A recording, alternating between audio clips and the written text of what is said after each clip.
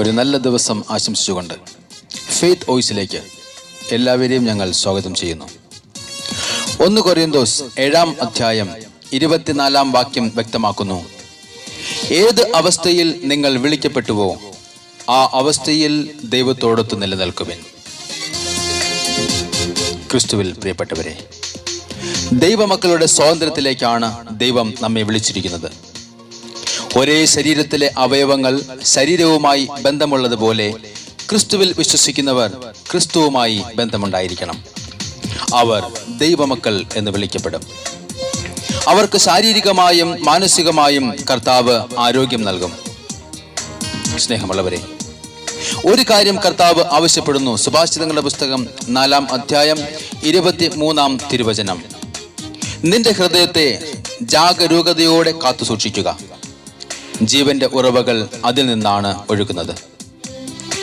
ഒരു വ്യക്തിയെ സംബന്ധിച്ചിടത്തോളം ദൈവസ്നേഹത്തിലും മനുഷ്യ സ്നേഹത്തിലും അവൻ വളരണം. അതിന് നിന്റെ ഹൃദയത്തെ ജാഗരൂകതയോടെ കാത്തു സൂക്ഷിക്കേണ്ടത് ആവശ്യമാണ്. കാരണം വചനം പറയുന്നു, ഹൃദയശുദ്ധിയുള്ളവർ ഭാഗ്യവാന്മാർ, എന്തെന്നാൽ അവർ ദൈവത്തെ കാണും.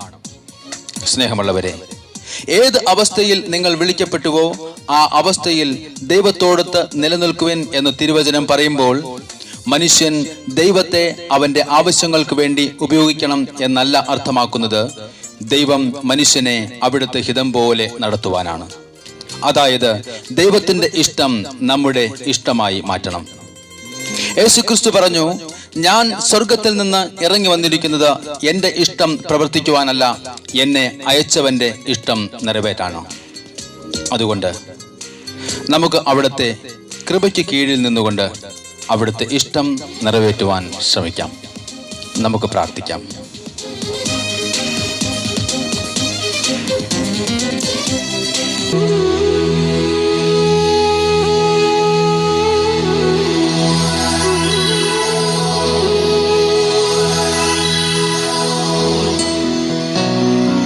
ഒന്നുമില്ലായ്മയിൽ നിന്നും നമ്മെ മെനഞ്ഞെടുത്ത കർത്താവിന് നമുക്ക് നന്ദി പറയാം.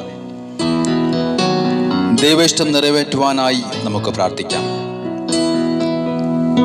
ജീവിതത്തിന്റെ എല്ലാ സാഹചര്യങ്ങളിലും ദൈവം നമ്മുടെ കൂടെ ഉണ്ടാകും. അവിടത്തേക്ക് നമുക്ക് നന്ദി പറയാം. ജാഗരൂകതയോടെ നമ്മുടെ ഹൃദയത്തെ കാത്തു സൂക്ഷിച്ചുകൊണ്ട് അവിടുത്തെ നമുക്ക് സ്തുതിക്കാം, ആരാധിക്കാം.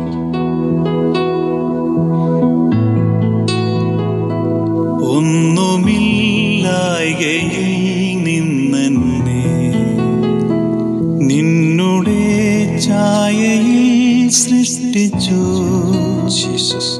നിത്യമായി സ്നേഹിച്ചെന്നെ നിന്റെ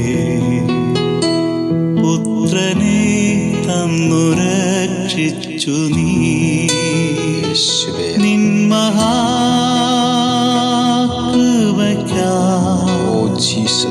നിന്നെ ഞാൻ സ്തുതിച്ചിടുമെന്നും നിൻ മഹാകൃപയ്ക്കായി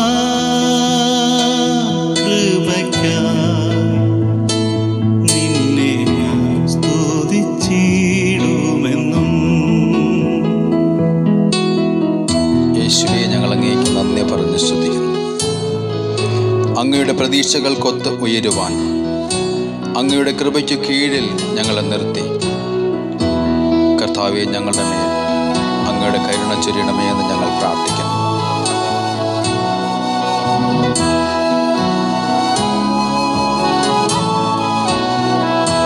മോചനം വീണ്ടും ജനനവും നീചപാപിയന്മേൽ വസിപ്പാ നിന്നാത്മാവിന്റെ ദാനവും നീ തന്നു സ്വർഗാനുഗ്രഹങ്ങളും. കർത്താവേ, ഞങ്ങൾ അങ്ങേക്ക് നന്ദി പറഞ്ഞു സ്തുതിച്ചിടുമെന്നും. ഓ ജീസസ്,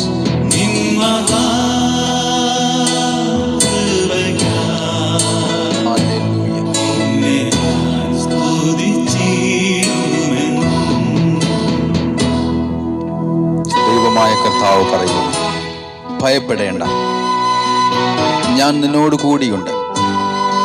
സംഭ്രമിക്കേണ്ട, ഞാനാണ് നിന്റെ ദൈവം. ഞാൻ നിന്നെ ശക്തിപ്പെടുത്തുകയും സഹായിക്കുകയും ചെയ്യും. എൻ്റെ വിജയകരമായ വലത്തു കൈകൊണ്ട് ഞാൻ നിന്നെ താങ്ങി നിർത്തും. ഞങ്ങളെ താങ്ങി നിർത്തുന്ന കർത്താവേ നന്ദി. ഞങ്ങളങ്ങയെ സ്തുതിക്കുന്ന കർത്താവേ, ഞങ്ങളങ്ങയുടെ നാമത്തെ മഹത്വപ്പെടുത്തുന്നു. അങ്ങ് എത്രയോ വലിയ ദൈവമാണ് ഞങ്ങൾ വിശ്വസിക്കുന്നു. അന്നവസ്ത്രാദി നന്മകളെ എണ്ണമില്ലാതെന്മേൽ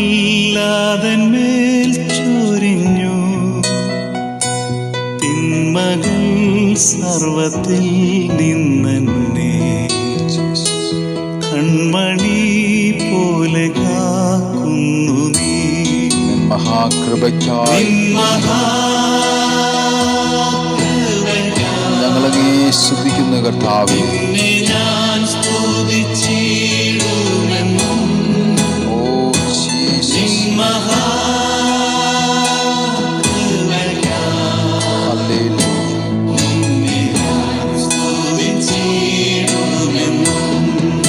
മഹാകൃപയ്ക്കായി ആശമില്ലാത്തവകാശവും ജീസസ്, യേശുവിൻ ഭാഗ്യസന്നിധിയും നീതിയിൻ വാടമൂടിയതും തന്മക്കൾക്കു സ്വർഗ്ഗേ ലഭിക്കും. വലിയ കൃപയ്ക്കായി സ്തോത്രം ജീസസ്.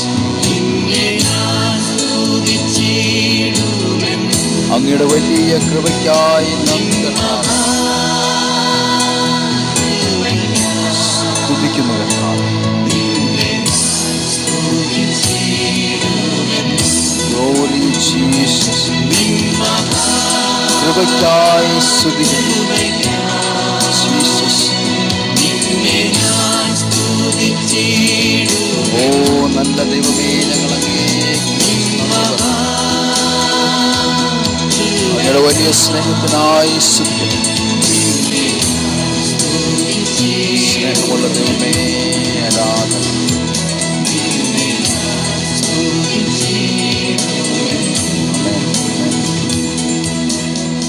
ഇന്നേ ദിവസം നമ്മുടെ ജീവിതത്തിലെ പരാജയങ്ങളെ വിജയങ്ങളാക്കി മാറ്റി ദൈവം നമ്മെ സമൃദ്ധമായി അനുഗ്രഹിക്കട്ടെ എന്ന് യേശുക്രിസ്തുവിന്റെ നാമത്തിൽ ഞങ്ങൾ പ്രാർത്ഥിക്കുന്നു.